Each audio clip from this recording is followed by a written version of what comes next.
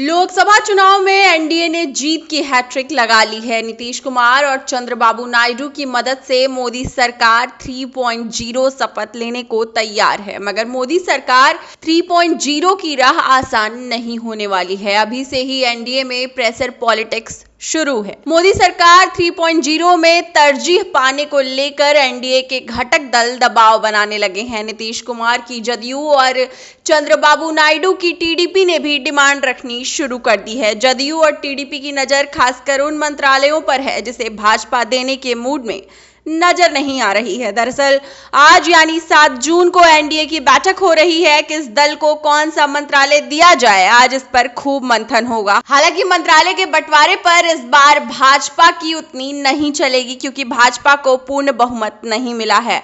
ऐसे में सहयोगी दल दबाव बना सकते हैं। सूत्रों का कहना है कि नीतीश कुमार की जदयू और चंद्रबाबू नायडू की टीडीपी की नजर टॉप मंत्रालयों पर है। इन दोनों दलों ने तो भाजपा के सामने मांग भी रख दी है। सूत्रों की माने तो जदयू और टीडीपी की नजर मोदी सरकार के टॉप 10 मंत्रालयों पर है। जदयू और टीडीपी दोनों चाहते हैं कि उन्हें गृह, रक्षा, वित्त, विदेश, राजमार्ग, वाणिज्य, रेलवे, कृषि, पेट्रोलियम आदि वाले मंत्रालय मिले। हालांकि भाजपा टॉप 5 मंत्रालय देने के पक्ष में नहीं है, मगर इन दोनों दलों का मानना है कि ये पहले ही गठबंधन सरकारों में भी ऐसे अहम मंत्रालय मसलन गृह, रक्षा और वित्त सहयोगी दलों के पास रहे हैं। वहीं जेडीएस की भी मोदी सरकार 3.0 में कृषि और हेल्थ पर नजर है। सूत्रों ने बताया कि एनडीए में मंत्रालयों की प्रेशर पॉलिटिक्स को देखते हुए भाजपा ने भी शर्त रख दी है कि नीतीश और चंद्रबाबू नायडू की मांग भाजपा मान सकती है, मगर उसके लिए उसने कुछ बड़ी शर्तें रखी हैं। भाजपा का मानना है कि अगर खुद मुख्यमंत्री नीतीश कुमार और चंद्रबाबू नायडू इन मंत्रालयों की जिम्मेदारी लेंगे, तभी भाजपा टॉप मंत्रालय जदयू और टीडीपी को देगी। हालांकि इसके लिए नीतीश को मुख्यमंत्री पद छोड़ना होगा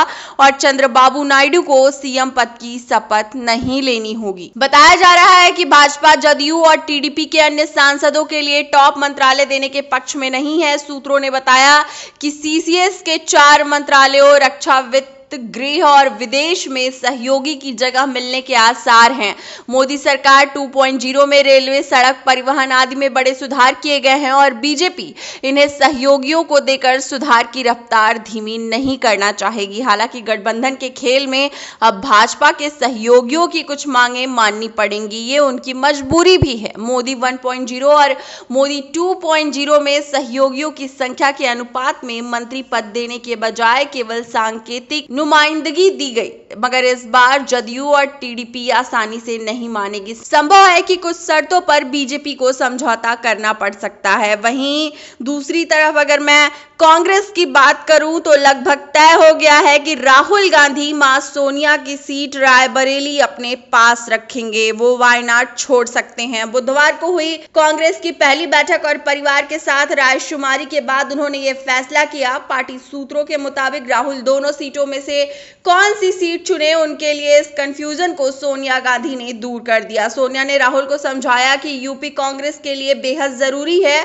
इसलिए उन्हें रायबरेली अपने पास रखना चाहिए। यह भी कहा जा रहा है कि प्रियंका दोबारा यूपी प्रदेश प्रभारी की जिम्मेदारी संभाल सकती हैं। पिछले विधानसभा चुनाव में हार के बाद उन्होंने इस पद को छोड़ दिया था। राहुल के सीट छोड़ने पर प्रियंका वायनाड से उपचुनाव लड़ सकती हैं। गांधी परिवार इसके जरिए उत्तर के साथ दक्षिण में पकड़ मजबूत रखना चाहता है। राहुल के रायबरेली में बने रहने की सहमति के पीछे मां सोनिया की वो भावुक अपील भी है, जिसमें उन्होंने कहा था, आपको बेटा सौंप रही हूँ। मैं आपको अपना बेटा सौंप रही हूँ। राहुल ने भी रिजल्ट के दिन पहली प्रेस कॉन्फ्रेंस में इसका संकेत दिया था।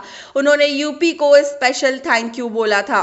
पार्टी के एक सीनियर लीडर ने बताया कि मां सोनिया, बहन प्रियंका और जीजा रॉबर्ट वाड्रा से बातचीत करके रायबरेली नहीं छोड़ने पर सहमत हो गए हैं। परिवार ने समझाया कि रायबरेली की जीत इस लिहाज से भी बड़ी है कि परिवार ने अमेठी की खोई हुई सीट भी हासिल कर ली है। रायबरेली में राहुल को वायनाड से बड़ी जीत मिली।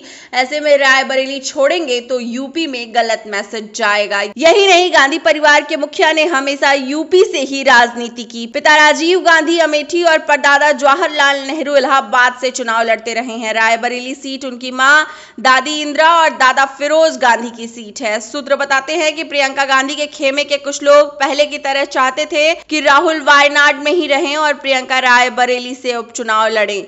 दरअसल नामांकन से ठीक एक दिन पहले ही गांधी परिवार ने फैसला लिया था कि राहुल रायबरेली से लड़ेंगे। ये फैसला आखिरी वक्त में इसलिए हुआ, प्रियंका और रॉबर्ट दोनों चुनाव लड़ना चाहते थे, लेकिन पार्टी के सीनियर नेताओं ने प्रियंका को समझाया कि परिवारवाद के आरोप से कांग्रेस कमजोर होगी। पूरे परिवार को चुनाव में उतरने के बजाय राहुल को ब्रांड बनाना जरूरी है। डेस्क रिपोर्ट, अटल टीवी।